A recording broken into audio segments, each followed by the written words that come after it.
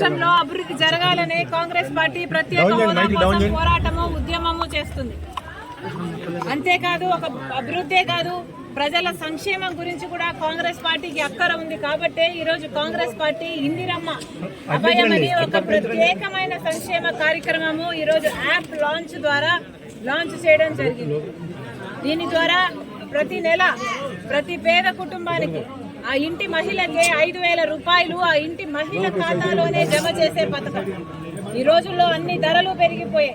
కూరగాయలు అయితేనేమి, ఫీజులు అయితేనేమి, బిల్లులు అయితేనేమి, పెట్రోల్, డీజిల్, గ్యాస్, ఎలక్ట్రిసిటీ ఇలాంటి ఆర్టీసీ ఇలాంటి అన్ని ధరలు పెరిగిపోయాయి.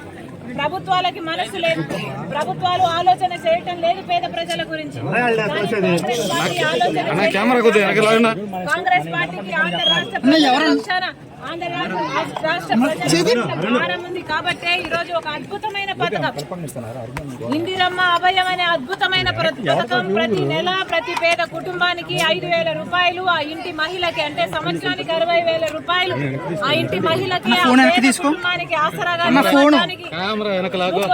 పథకం ఈ రోజు లాంచ్ చేయడం జరిగింది. ప్రతిపక్ష పార్టీ అధికార పార్టీలు ఎన్నికలకు సిద్ధమయ్యే అభ్యర్థులు